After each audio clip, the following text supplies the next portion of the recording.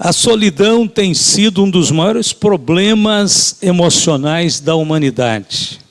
Isadora Duncan foi uma grande bailarina que dançava para a realeza da Europa e foi considerada uma das maiores estrelas do balé de todos os tempos. Ela disse um dia: nunca fiquei sozinha sem que meu coração doesse, meus olhos enchessem de lágrimas e as minhas mãos tremessem por uma paz e uma alegria que nunca conheci. E prosseguiu dizendo que, cercada de milhões de admiradores, era na verdade uma mulher muito solitária. Solidão é um sentimento no qual a pessoa sente uma profunda sensação de vazio e de isolamento. O salmista disse, agora repetindo o texto inicial como numa outra linguagem, ele diz: vivo sozinho, como a garça nos brejos e a coruja nas casas destruídas. Não consigo dormir, sou como um passarinho solitário em cima dos telhados. Para entendermos melhor o assunto, nós vamos conceituar vários tipos de solidão. Primeiramente, nós temos a solidão de quem está só. Esta é a solidão do sentinela no seu posto de serviço.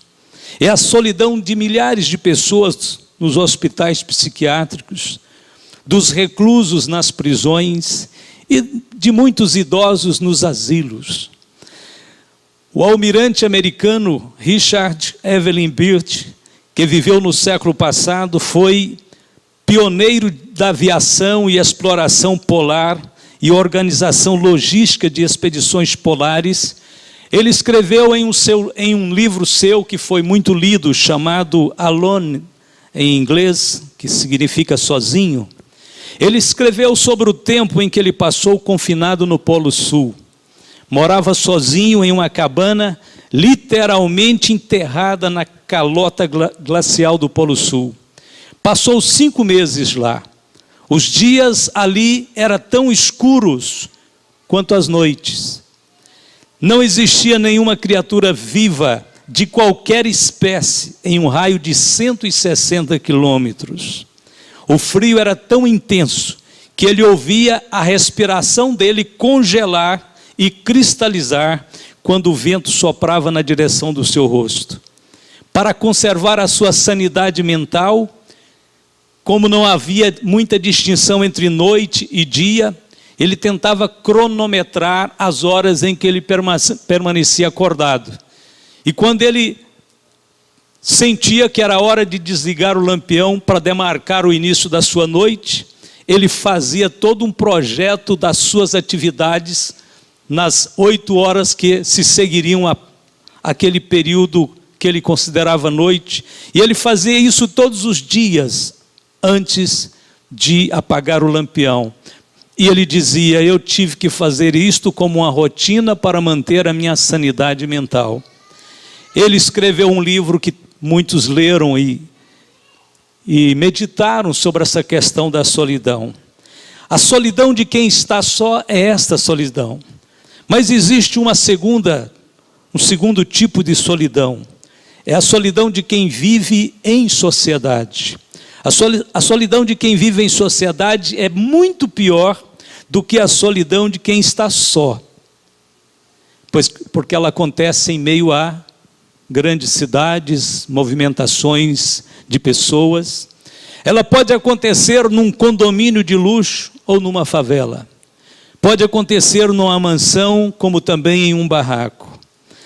É a solidão daquela criatura infeliz que nunca recebe uma carta, que nunca ouve uma palavra de incentivo e que nunca experimenta o aperto da mão de um amigo. No Evangelho de João, capítulo 5, os primeiros 9 versículos narra a caminhada de Jesus pelas estreitas caminhos e ruas de Jerusalém. A Bíblia diz que o Senhor chegou perto do tanque de Betesda e notou uma grande multidão que estava ali aguardando algum milagre. E entre todos que estavam ali, os olhos de Jesus percebeu um que era talvez o mais necessitado, o mais carente. O Senhor Jesus aproximou daquele homem e perguntou a ele: queres ficar são? O desamparado paralítico ergueu a cabeça e respondeu: Senhor, não tenho ninguém que me ponha no tanque quando a água é agitada. Pense nisso. Por 38 longos anos, esse homem estava sendo empurrado pela sociedade de Jerusalém para fora do seu convívio normal. Este homem confessa que estava absolutamente sem amigos. A Bíblia diz que Jesus o curou naquele dia. Jesus veio ao seu encontro naquele dia e mandou que ele se levantasse e andasse. Você, nós, podemos vencer a solidão, porque nós temos este amigo. Jesus é um amigo mais chegado do que os parentes, do que um próprio irmão. E por isso que nós pregamos que Jesus pode mudar a vida. Jesus localizou aquele homem, entendeu e diagnosticou não somente a sua enfermidade, mas a sua solidão. A partir do momento em que o homem abre o seu coração para Jesus e o aceita, ele estará mais próximo dessa pessoa do que qualquer outro ser humano. Mas primeiro é preciso arrepender-se dos pecados, é preciso confiar nele de todo o coração. Em Isaías capítulo 51, versos 2 e 3 está escrito: olhai para Abraão, vosso pai, e para Sara que vos deu a luz. Porque sendo ele só, eu o chamei, e o abençoei, e o multipliquei. Porque o Senhor consolará Sião, e consolará todos os seus lugares assolados, e fará o seu deserto como Éden, e a sua solidão como jardim do Senhor. Gozo e alegria se acharão nela, ações de graças e voz de melodia. Isaías 51, verso 2 e 3. O Senhor está dizendo que assim como um dia ele chamou Abraão, que era somente ele e Sara, nenhuma perspectiva de uma família, de filhos. E a Bíblia diz que o Senhor, apenas deste casal, fez uma multidão sem conta. Ou seja, nosso Deus é especialista em transformar a solidão em companheirismo, em multiplicar. A Bíblia diz: Deus faz que o solitário viva em família, liberta aqueles que estão presos em grilhões, mas os rebeldes habitam em terra seca. Salmo 68, verso 6. A solidão de quem está só é um tipo de solidão. A solidão daqueles que estão em sociedade é o tipo da solidão mais comum hoje, quando a tecnologia encurtou as distâncias e separou as pessoas. Podemos estar falando a alguém que está lá no Japão, lá na Europa, lá em São Paulo, lá em Brasília, e podemos estar incomunicáveis com uma pessoa que está tão perto de nós. A questão da solidão passa pela disposição de comunicar. E comunicar passa essencialmente pela obrigação de amar, pelo dever de amar, de compreender e de aceitar as pessoas. Mas eu quero mencionar um outro tipo de solidão. A Bíblia fala da solidão daqueles que sofrem.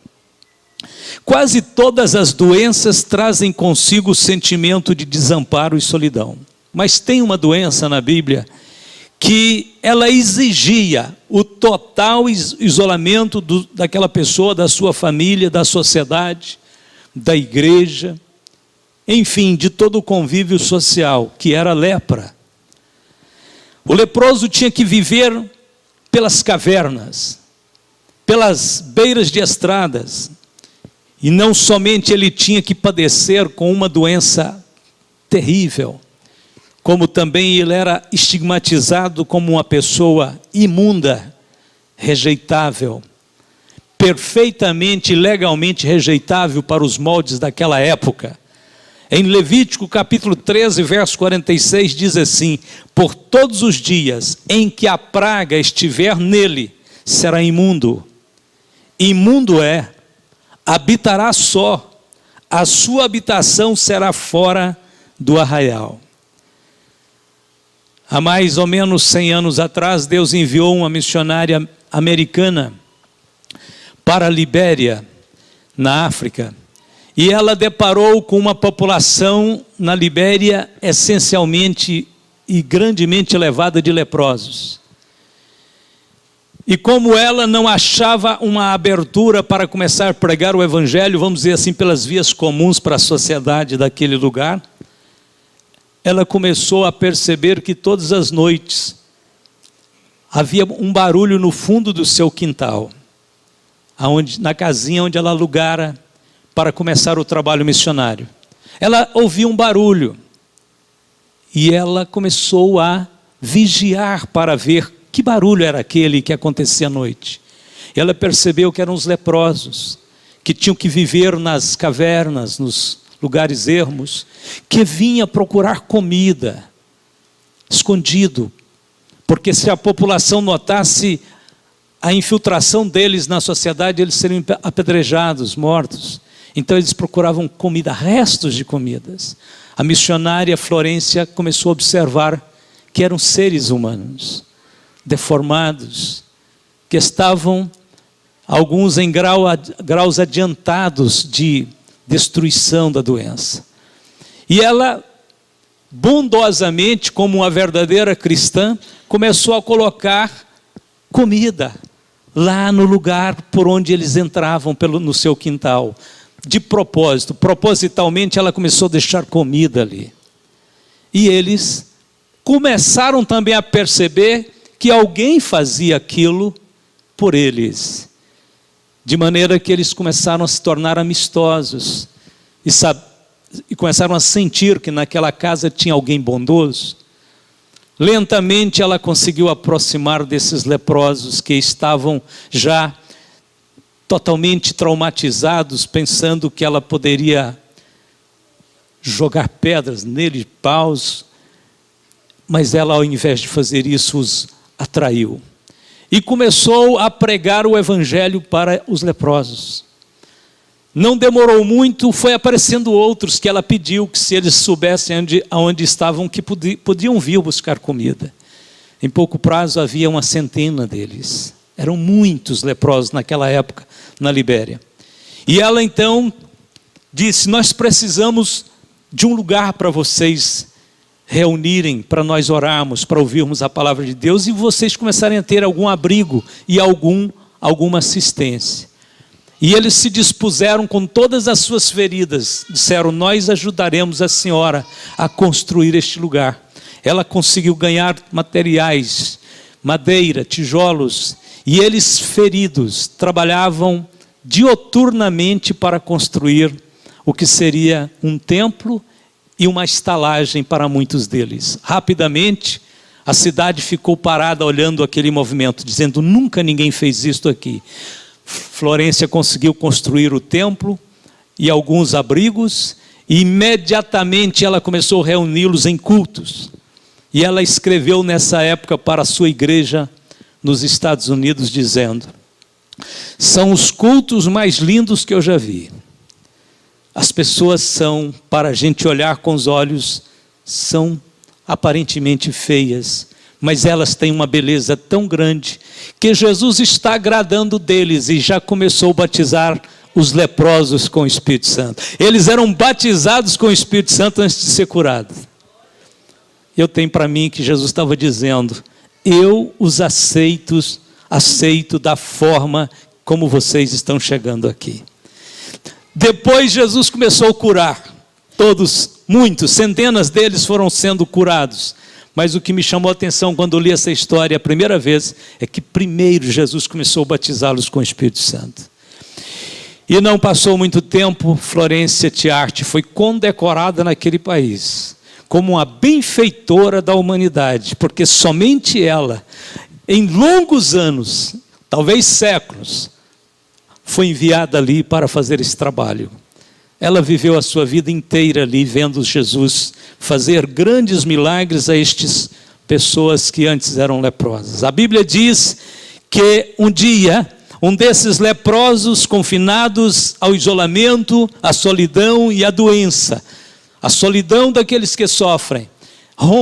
Ele rompeu a sua solidão e entrou na cidade. E chegou aonde Jesus estava. Marcos registra no seu primeiro capítulo do seu evangelho. E aproximou-se dele um leproso que, rogando-lhe e pondo-se de joelhos diante dele, lhe dizia: se queres, bem podes limpar-me. E Jesus, movido de grande compaixão, estendeu as mãos e tocou, e disse-lhe: quero ser limpo. E tendo ele dito isso, logo a lepra desapareceu e ficou limpo. Marcos 1, 40 e 42. A solidão de quem sofre foi interrompida, foi curada pelas mãos de Jesus, o Mestre, o Senhor da glória, o Salvador bendito. Queridos irmãos, em Jesus encontramos a vitória sobre a solidão que traz dor, a solidão que separa, a solidão que discrimina, a solidão que aflige. Tem muita gente vivendo em lugares tão bonitos, mas não consegue nem desfrutar da beleza do lugar. Tem pessoas vivendo numa situação econômica tão confortável, mas sem poder desfrutar dessa condição. Isto tudo porque elas se sentem sozinhas. Há um quarto tipo de solidão que a Bíblia nos apresenta também. Talvez não exista uma solidão tão amarga como a que eu vou mencionar agora. Que solidão é esta? É a solidão de quem peca. A solidão de quem transgride e afasta de Deus, transgride a vontade de Deus e afasta dele. No Velho Testamento nós temos um relato muito específico sobre a questão da solidão de quem peca. É o relato que diz respeito a Davi. Davi era rei, foi aclamado pela nação inteira, era amado por todos, mas quando ele pecou, Davi se tornou um homem confinado não numa prisão, mas confinado dentro de um palácio cheio de luxo, de tudo quanto era de bom, porque ele mesmo criou para a sua alma uma verdadeira prisão. O pecado é tão ruim, é tão perverso, que ele aflige as pessoas que lhe dão guarida. Pecado pode se mostrar convidativo, pode se mostrar como uma coisa excepcional, que você vai vê-la inicialmente como algo que te empolga, mas o fim dele é muito amargo, porque ele afasta o homem da fonte da vida, que é Deus, da fonte da alegria, que é Cristo. Davi, depois de ter pecado, Davi se tornou um homem amargo e sozinho. Foi nesta época que Davi escreveu alguns salmos, entre eles o Salmo 51. Neste salmo, Davi diz: Senhor, faze-me ouvir júbilo e alegria. Davi podia colocar bandas de música no palácio para tocar 24 horas por dia. Davi podia trazer os melhores cantores e musicistas, podia promover festas, mas Davi queria ouvir um outro som. Quando ele diz aqui: faze-me ouvir júbilo e alegria, para que gozem os ossos que tu quebraste. Veja o estado emocional de Davi, ele se sentia moído, e o único som que ele queria ouvir era o som do perdão e da misericórdia de Deus. Ele não tinha outra opção, nada para pôr naquele lugar.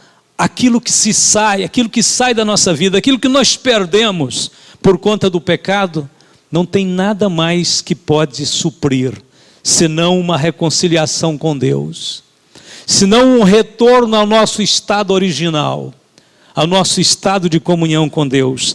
Então Davi disse: esconde, Senhor, a tua face dos meus pecados, e apaga todas as minhas iniquidades. Cria em mim, ó Deus, um coração puro, e renova em mim um espírito reto. Não me lances fora da tua presença, e não retires de mim o teu Espírito Santo. Amados irmãos, queridos irmãos, embora o mundo, o homem natural, o homem que não tem a Bíblia como regra de fé, embora ele diga, eu estou me divertindo, eu estou vivendo, eu estou em busca da conquista da minha própria felicidade, embora este homem às vezes proclame de uma forma tão altissonante que ele está se realizando, na realidade ninguém fora de Deus se acha realizado. Não acreditem nessa alegria fantasiosa que o mundo prega, porque a verdadeira alegria vem de nossa comunhão com aquele que nos criou, porque dele emana a vida, e o que nós precisamos é vida em abundância. Jesus disse, eu vim para que tenham vida e a tenham com abundância. O pecado nos empurra para a solidão. Quem peca se sente só e desamparado. E o único caminho para resolver o problema da solidão do pecado é voltar humildemente para Deus, como fez Davi. Deus quer perdoar aqueles que pecam, mas é preciso que aqueles que pecam reconheçam a gravidade dos seus feitos pecaminosos e se voltem para Deus. Talvez eu esteja falando para alguém que esteja debatendo noite e dia, com uma consciência pesada, com a sensação de que você é indigno, de que você não cabe mais dentro da sua igreja, de que você não é mais digno de participar das alegrias da casa do Pai. Talvez você não concorde nem mesmo com textos da Bíblia, como o do filho pródigo, que tinha também um irmão para não concordar. Porque como pode esse que gastou seus bens dissolutamente voltar para a casa do seu pai e seu pai fazer-lhe uma festa?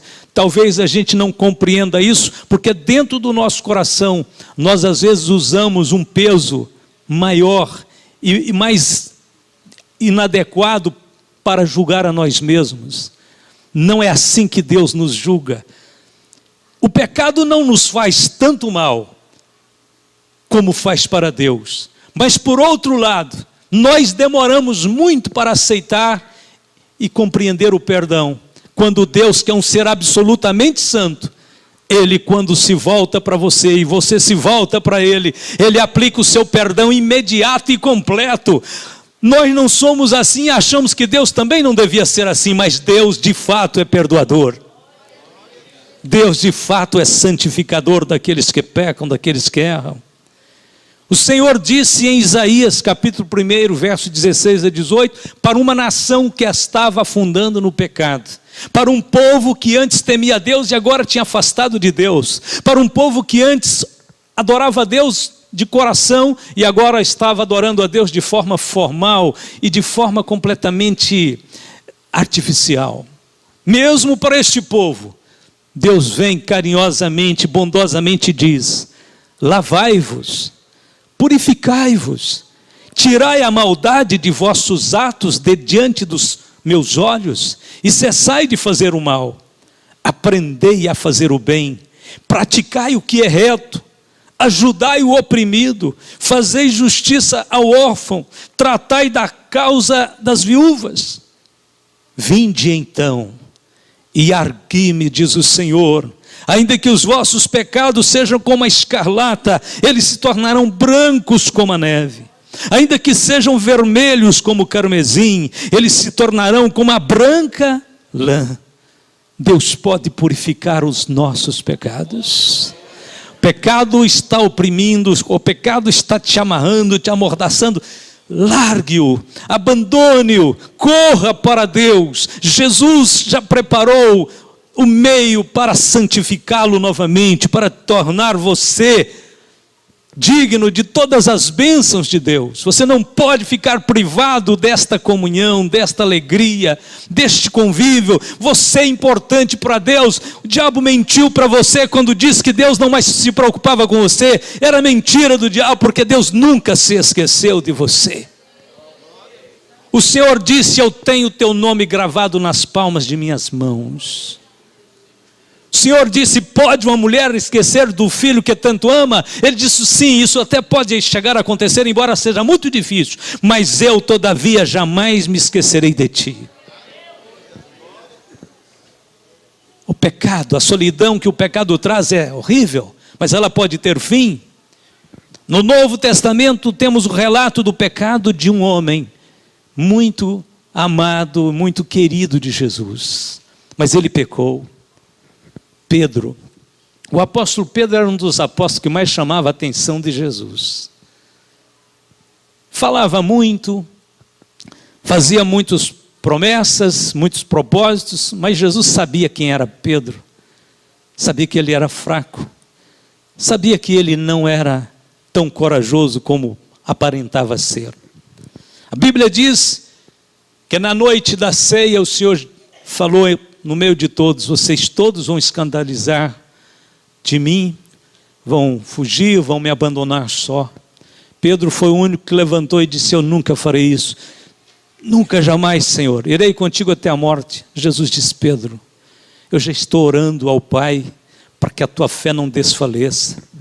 Satanás te pediu para te cirandar, para rodar você, te deixar sem rumo, sem direção, acabar com sua vida, mas eu roguei por ti. E tu, quando converteres, você vai confirmar os teus irmãos. Agora eu te digo, Pedro, você vai me negar. Não, Senhor, de maneira alguma. Sim, Pedro, esta noite, antes que o galo cante, me negarás 3 vezes. Dito e feito. Pedro estremeceu quando estava no pátio da casa de Caifás, Jesus sendo julgado lá dentro. E uma empregada disse: ei, você também é um dos discípulos daquele Nazareno que está lá dentro. Pedro, na hora, não teve coragem. Negou tudo o que ele aparentava ser, disse: eu não sou. Novamente ela disse: sim, você é Galileu, você segue aquele pregador, aquele profeta. Disse: não conheço ele. E quando a mulher insistiu a 3ª vez, ele começou a xingar e praguejar. A Bíblia diz que o Senhor Jesus, de dentro da casa, virou e viu Pedro lá fora e olhou para ele. E a Bíblia diz que ele chorou amargamente. Lucas registra essa cena de uma forma tremenda. Virando-se, o Senhor olhou para Pedro, e Pedro lembrou-se da palavra do Senhor que ele havia dito: hoje, antes que o galo cante 3 vezes me negarás. E havendo saído, chorou amargamente. Lucas 22, 61 e 62. Pedro negou o Senhor. Muitos têm negado o Senhor. Às vezes somos culpados de negar o Senhor. De que maneira às vezes negamos o Senhor? Negamos o Senhor em negócios ilícitos. Negamos o Senhor na fidelidade matrimonial. Negamos o Senhor no namoro promíscuo e carnal. Negamos o Senhor nas palavras baixas e chulas que passamos a falar de vez em quando em rodinhas estranhas.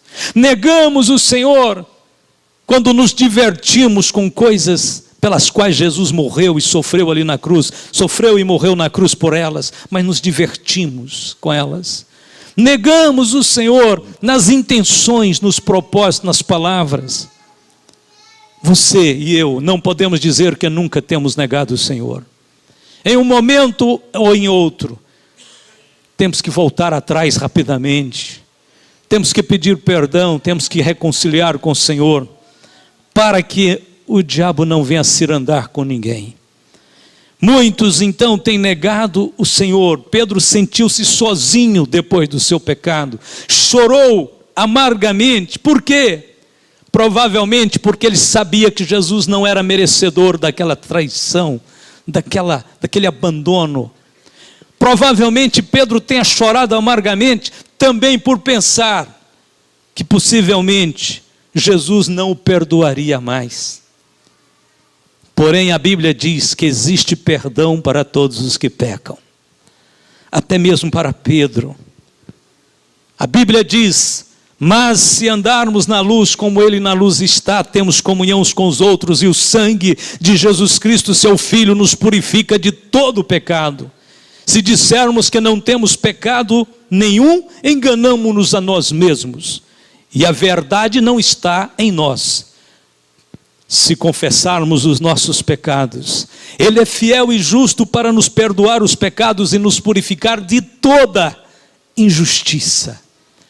A Bíblia está dizendo aqui em 1 João, capítulo 1, versos de 7 a 9, que Jesus não apenas perdoa a nós de alguns pecados. Não está dizendo que o sangue de Jesus perdoa apenas pecados médios, pecados pequenos. A Bíblia diz que o sangue nos purifica de todo pecado. Anime o seu coração nesta noite. A reabilitação espiritual de Pedro aconteceu às margens do mar da Galileia após a ressurreição do Senhor. O Senhor apareceu para os apóstolos que vinham de uma pescaria desastrosa. O Senhor, antes que eles chegassem na praia, o Senhor gritou com eles lá no meio do mar: tem peixe? Disseram não. Trabalhamos a noite inteira e não pegamos nada. Observe, irmãos, no começo do ministério de Jesus, quando Jesus começou a reunir os apóstolos, Ele também estava numa praia, gritando com eles se tinha um peixe, e eles dizendo a mesma coisa: não tem peixe. Na primeira momento que Jesus aparece para eles no início do ministério, Jesus manda eles lançarem a rede e eles escolhem uma multidão de peixes. Agora, na segunda vez, após a ressurreição, após a negação, após os apóstolos terem dispersado, Jesus pergunta novamente, no mesmo mar da Galileia: tem peixe aí? Não, não temos. Lance a rede para o lado direito. E eles lançaram e a rede ficou cheia. E quando a rede se encheu, João olhou de novo e disse: Pedro, aquele lá é o Senhor. Ainda não tinha certezas da ressurreição. Ele tinha aparecido várias vezes, mas eles estavam confusos. Então João disse: Pedro, aquele lá é o Senhor. E Pedro, novamente incontido e talvez com emoção diferente, pulou na água, largou os peixes para lá, deixou tudo de lado e saiu nadando e foi primeiro na frente encontrar com o Senhor. Quando chegou na praia, os demais amigos de Pedro foram chegando atrás. Pedro não conseguia nem falar, nem olhar direito para o Senhor, envergonhado. E o Senhor se levanta dali e diz para todos: venham, eu preparei janta para nós. Eu preparei comida, aliás, devia ser um almoço, parece que estava de manhã. Venham comer. Mais uma vez, Jesus não apenas apreciava comer com seus apóstolos, mas agora Ele tinha preparado a própria refeição. Vinde, comei. E eles começaram a comer pão e peixe. Peixe assado com pão. E em meio àquela refeição amistosa e fraterna que Jesus montara, Jesus volta-se para Pedro e diz: Pedro, você me ama mesmo mais do que a estes? As pessoas ficam perguntando: o que é que Jesus queria dizer? Será que Jesus estava perguntando? Porque depois que Jesus morreu, houve um dado momento que Pedro disse: acabou. Nós negamos o Senhor, nós perdemos Ele está morto, sepultado.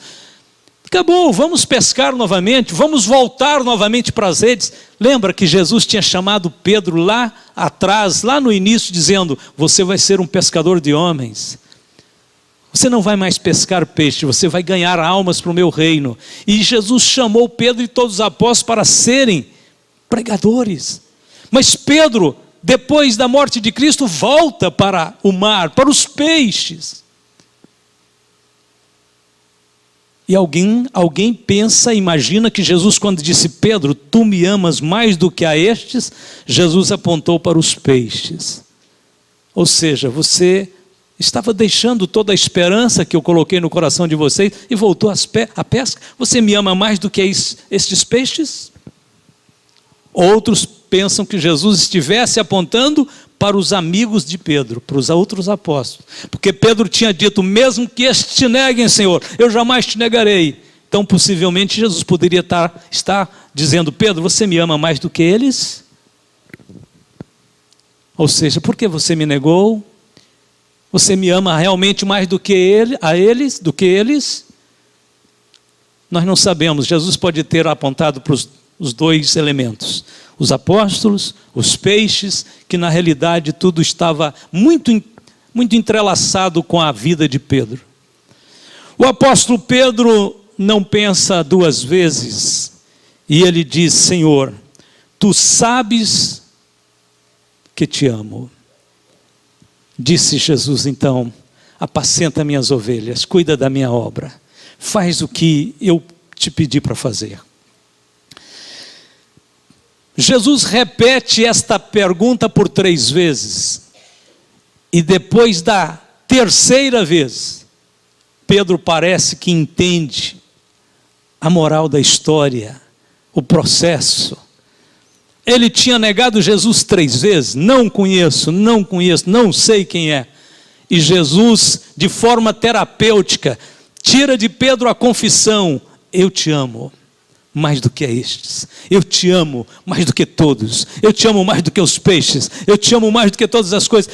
Na terceira vez, Pedro entende que negação por negação foi cancelada, foi apagada. Era o processo da reabilitação, da nova aceitação, do perdão.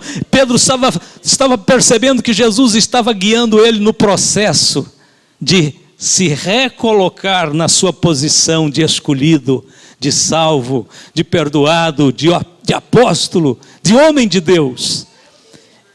Então, depois de repetir 3 vezes, Pedro podia dizer, eu estou perdoado. O Senhor me levou ao ponto zero novamente, onde eu posso partir, estabelecer base e partir agora para uma nova vida e um novo trabalho para Ele. Da mesma forma, o Senhor Jesus quer restaurar os que pecaram hoje, os que têm pecado na igreja nestes dias. O Senhor quer restaurar a sua vida, rompendo os grilhões do pecado, quebrando essas cadeias que tentam te prender. Você só precisa compreender que o caminho do perdão passa pelo arrependimento. É necessário entender que você pecou.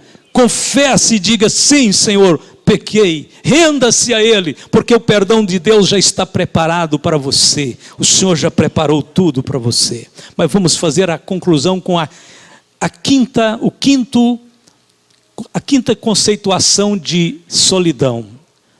O quinto tipo de solidão talvez seja o mais importante de todos. A Bíblia diz, e desde a hora 6ª houve trevas sobre toda a terra até a hora 9ª. Cerca da hora 9ª, bradou Jesus em alta voz dizendo, Eli, Eli, lama sabachthani. Isto é, Deus meu, por que me desamparaste? Jesus tinha sido preso numa semana de Páscoa, nos dias vésperas da Páscoa. Havia milhares de peregrinos em Jerusalém e eles aglomeraram-se ao redor de Jesus, que agora era um preso, tipo um malfeitor. Havia alegria por toda a cidade de Jerusalém. Os peregrinos festejavam aquele momento religioso. Porém, sobre Jesus o profeta escreveu, naquele mesmo momento em que Jerusalém rejubilava de alegria, o profeta disse, ele era desprezado e rejeitado dos homens, homem de dores e experimentado nos sofrimentos, e um como de quem os homens escondiam o rosto. Era desprezado, e não fizemos dele caso algum. Isaías 53, verso 3. Jesus estava só, depois de ter curado centenas e milhares de pessoas, feito bem, maravilhas, obras gloriosas, limpado os leprosos, ressuscitado os mortos, feito os paralíticos andarem, aberto os olhos dos cegos. Mas ele estava só. A Bíblia diz, veio para os seus, mas os seus não o receberam. até mesmo os seus apóstolos, fugindo, deixaram-no sozinho. Mateus escreveu no capítulo 26, verso 56, mas tudo isto aconteceu para que se cumprisse as escrituras dos profetas. Então todos os discípulos, deixando-o, fugiram. As multidões que há bem pouco tempo tinham gritado, Hosanas, Hosanas, o que vem em nome do Senhor, a mesma multidão agora estava gritando, crucifica-o. Crucifica-o, total abandono, desprezo, solidão. Qualquer ser humano diria, eu sou o mais miserável de todos, ninguém gosta de mim. Ninguém me quer, ninguém me aceita. Mas o ponto alto da solidão do Salvador foi a cruz. E lá na cruz, no final de todo aquele momento em que ele ficou pendurado ali na cruz, das 9 da manhã às 3 da tarde, próximo às 3 da tarde, nós o ouvimos clamar em alta voz dizendo, Deus meu, por que me desamparaste? O salmista descreveu o estado emocional de Cristo quando disse, olha para mim, tem piedade de mim, porque estou solitário e aflito, Salmo 25, verso 14. Naquela hora de desespero e solidão, quando Jesus levava os nossos pecados em seu próprio corpo, o próprio Pai teve que abandoná-lo, visto que ele se fazia naquele momento pecado por mim e por você. Aquele que não conheceu o pecado, Deus o fez pecado por nós, para que nele fôssemos feitos justiça de Deus, segundo aos Coríntios 5, 21. Você certamente já ouviu falar sobre o inferno. A essência do inferno é a separação de Deus. O inferno será o lugar mais solitário do universo. Quando Jesus estava na cruz e os nossos pecados, imagine todos os pecados nossos, que não podemos numerá-los, passaríamos vergonha se fizéssemos isso aqui. Não podemos pronunciá-los, não podemos. Todos os nossos pecados, em atos, em palavras, em intenções, foram colocados sobre Cristo. Tudo quanto é ruim, imoral, impuro, perverso, tudo que os homens muitas vezes querem dizer que é normal, mas que aos olhos de Deus é pecado, foi colocado sobre Cristo. Tudo quanto viola a regra da santidade absoluta de Deus é pecado, estava lá sendo colocado sobre Cristo. E quando tudo isso estava sobre ele, Jesus sofreu a agonia do inferno, porque ele foi separado do Pai. Inferno é separação de Deus. Há um inferno eterno, onde os ímpios pecadores irreconciliáveis, que se atreverem a seguirem a vida sozinhos, sem receber o Salvador bondoso e meio que é Cristo, acabarão indo para este lugar, e essa separação será eterna. Cristo sofreu isso. Para Cristo, um segundo só, no inferno, vale uma eternidade de um ser humano no inferno. Por quê? Porque ele é santo, absolutamente santo com o Pai. Ele experimentou a essência do inferno. Esta é a razão porque você pode vencer a solidão e o inferno, porque ele sofreu o inferno por você, no seu lugar, para você não ter que sofrê-lo. Eu creio na vitória de todo homem, toda mulher, sobre a solidão, especialmente essa solidão eterna, que descortinará na eternidade para aqueles que estarão perdidos eternamente. Eu creio que essa solidão já foi vencida na cruz. É isto que a Bíblia diz para nós, ele venceu na cruz. Porém, é necessário, para vencer esta solidão, é necessário crer no Senhor Jesus Cristo. É necessário entregar a vida a Ele. A Bíblia diz que todo aquele que invocar o nome do Senhor será salvo.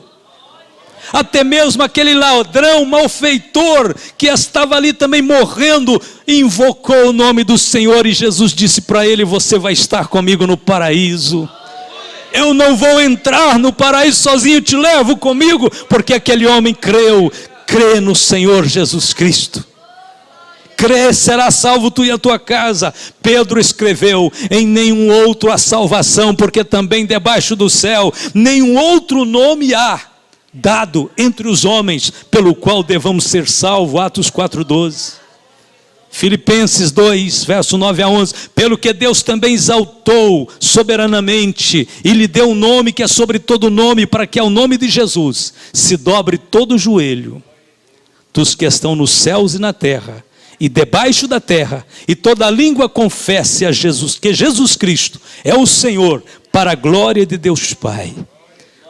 Segredo para ser livre de todas as solidões que existe é se curvar diante daquele que tem o nome sobre todos os nomes. Confesse Jesus Cristo hoje como Senhor. A Bíblia diz que hoje ou amanhã todos os homens terão que dobrar diante dele.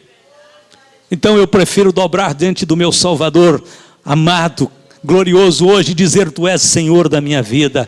Eu me dobro, Senhor, e te confesso como Senhor. Naquele dia em que o juízo se instalará no universo, todos que o confessaram aqui nesta vida, todos que seguiram os passos de Cristo, não estarão do lado dos perdidos. Você vai estar do lado das ovelhas, que Ele vai dizer: entra para o gozo do teu Senhor. Veja o reino que está preparado para vós desde a fundação do mundo. E o céu será o lugar mais habitado do universo, e de mais alegria, e jubiloso e ruidoso, onde os amigos se festejarão eternamente, porque não há solidão aonde Deus reina, aonde Deus mora, onde Deus habita. O plano da salvação não foi elaborado pelos pregadores, foi o próprio Deus quem elaborou o plano da salvação por meio de Cristo. Você não pode questionar a revelação de Deus, você só pode fazer uma coisa: aceitá-la ou rejeitá-la. E nesta noite eu fecho essa palavra insistindo a que você creia no Senhor de todo o seu coração.